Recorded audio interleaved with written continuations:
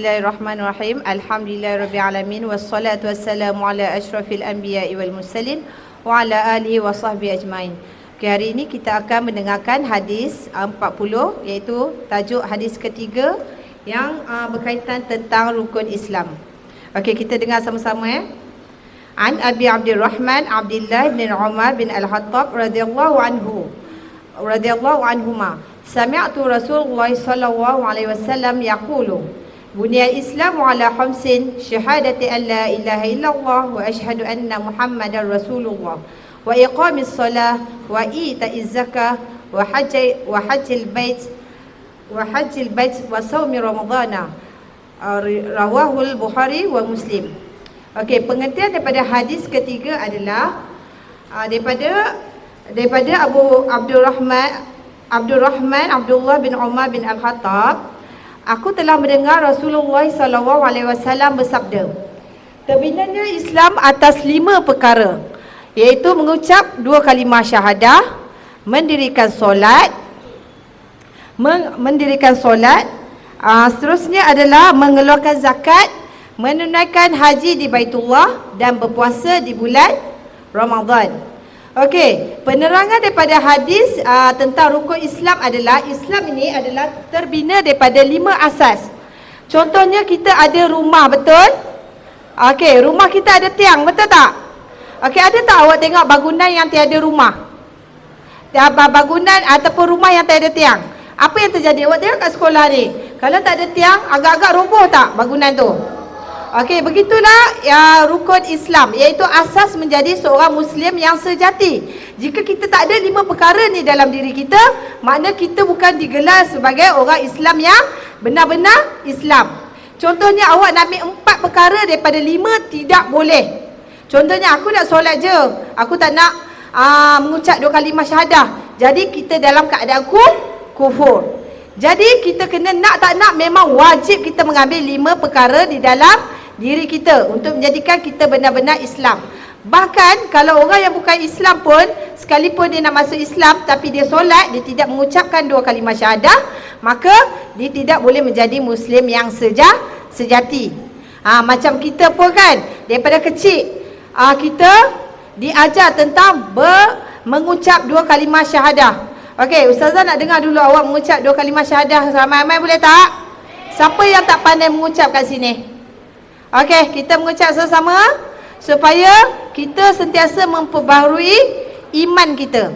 Okey, asyhadu alla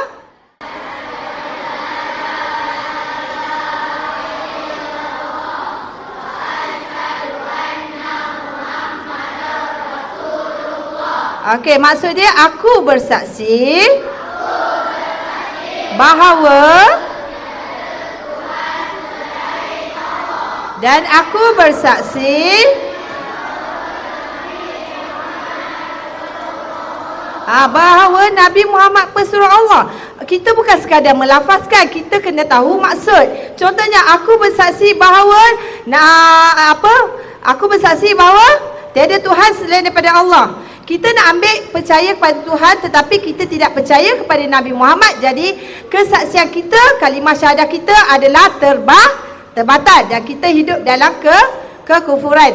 Jadi sebagai seorang Muslim, kita kena faham bahawa aku bersaksi bahawa tiada Tuhan selain daripada Allah. Allah tidak beranak, Allah tidak diperanakkan.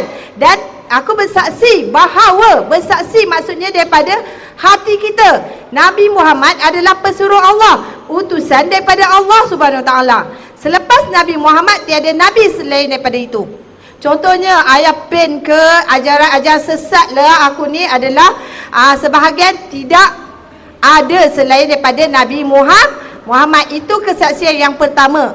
Tetapi ramai di kalangan kita mudah-mudah menyebut sekarang ni, aku bukan Islam, aku nak keluar daripada Islam.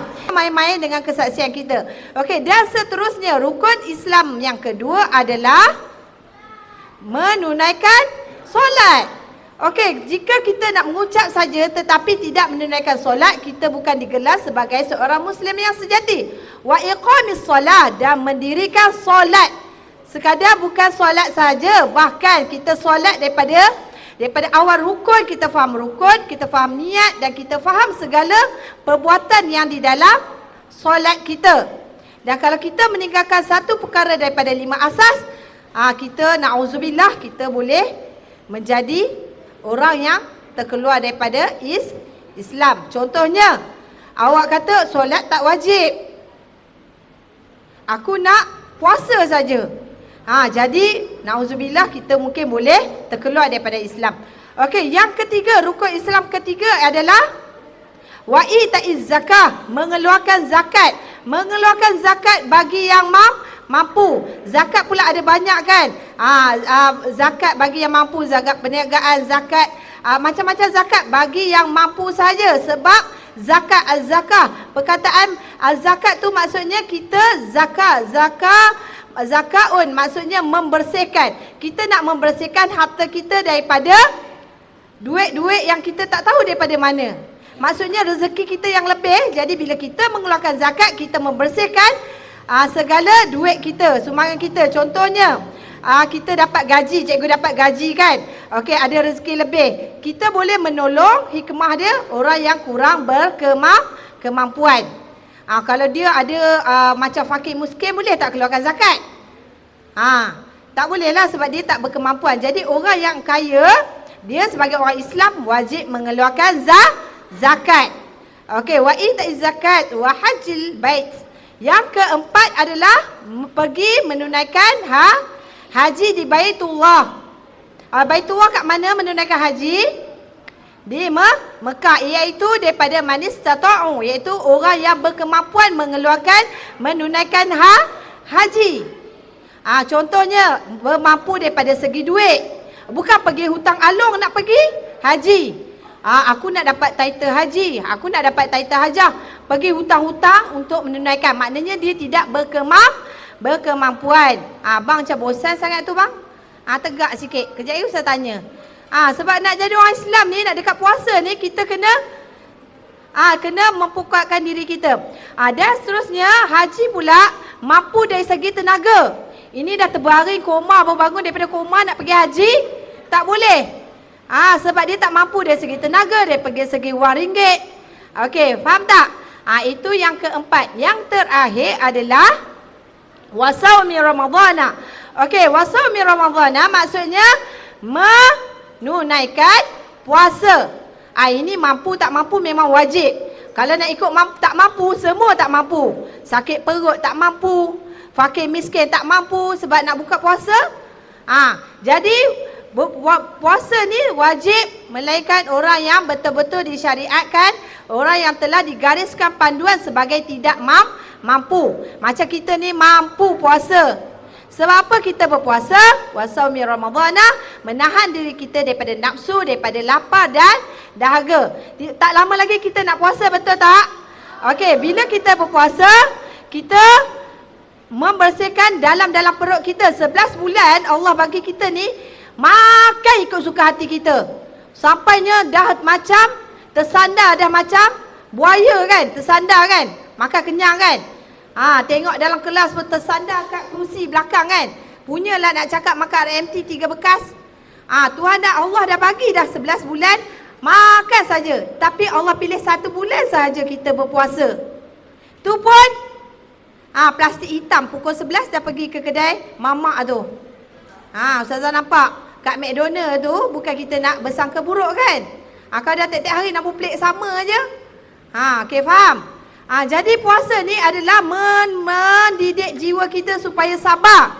Kalau kata aku ni suka solat tapi aku tak suka puasa, maknanya kita telah menolak hukum yang telah disyariatkan sebagai syarat utama menjadi seorang Muslim. Faham tak? Okey, siapa yang tahu ni dia berazam nak puasa selama 30 hari penuh? Alhamdulillah. Jangan masa tasmek pergi ambil air semayang 3 kali basuh muka. Okey, turun tangan. Bagi azam, saya tahu ini. Okey, azam sama-sama ustazah.